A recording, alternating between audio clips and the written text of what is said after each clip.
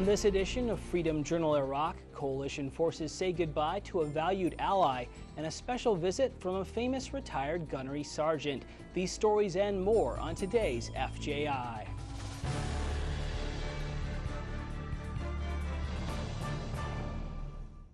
Hello, I'm Petty Officer Matt Gleason. Welcome to this edition of Freedom Journal Iraq. After years spent protecting the people of Iraq and helping support Operation Iraqi Freedom, another member of the coalition forces are wrapping up their mission in Iraq.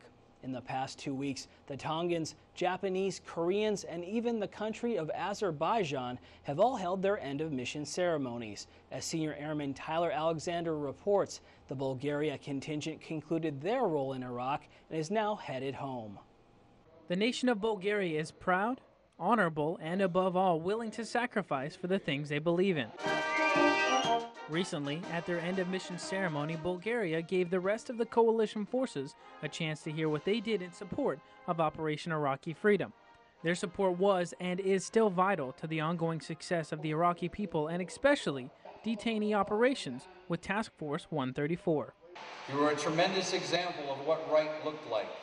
Your professional image and tremendous contributions to Task Force 134 detention operations had a distinct positive impact on the future of Iraq. General Quantog also said that he was deeply honored and humbled to be part of the Bulgarian mission. During the ceremony, soldiers prayed for a safe return and remembered the more than 10 Bulgarian service members that paid the ultimate sacrifice. Senior Airman Tyler Alexander, Liberty Fieldhouse, Iraq.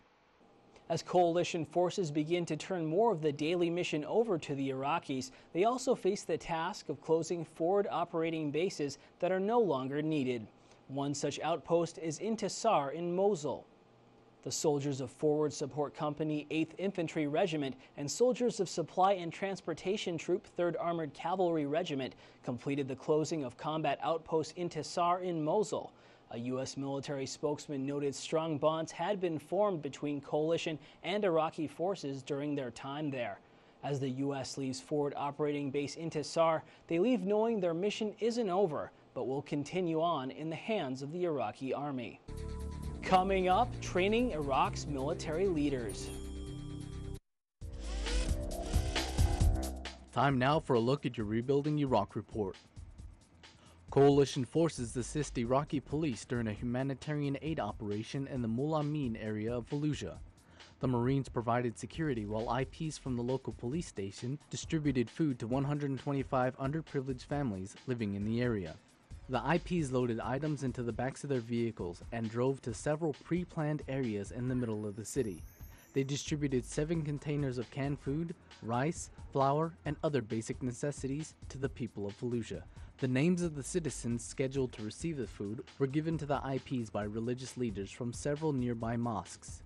Officials say missions like this one are important so the Iraqi community can see the IPs are there to help and are trustworthy additions to the community. That's your Rebuilding Iraq report. I'm Petty Officer Andre Roden.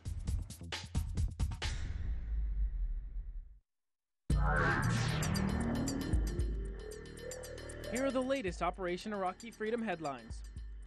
President Bush made an unannounced visit to Baghdad. The Iraqi president welcomed the U.S. president, who met with top U.S. and Iraqi officials to discuss the implementation of the Iraq-U.S. security agreement. President Bush also commended U.S. troops for their sacrifices. Iraqi officials opened one of Saddam Hussein's palaces, situated near the ruins of Babylon, to visitors during Eid al-Adha. One Iraqi visitor commented that the opportunity to visit the palace was a triumph for human rights and the structure should be preserved as a reminder of the tyranny of the previous regime.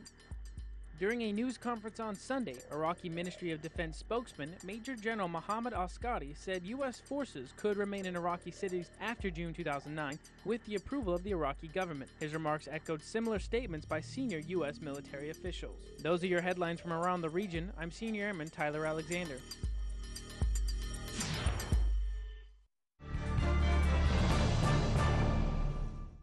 The ensured sovereignty of Iraq is just one of the reasons coalition forces are deployed here.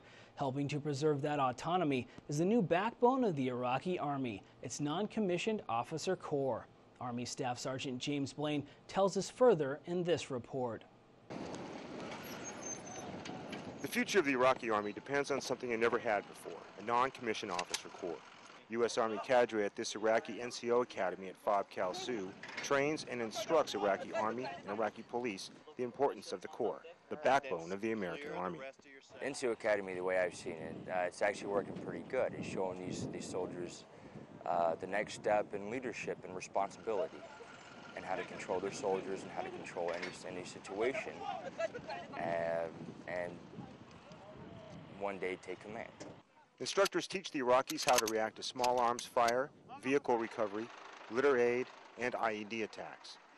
Here, Iraqi soldiers use improvised rock drills to apply what they've learned in the classroom to the battlefield.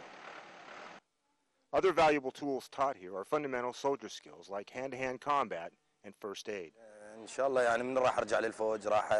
One of the main things that he really benefited him, and he learned that how to treat people the way they want to, the way they should be treated, as far as if they're criminal or they're just innocent people.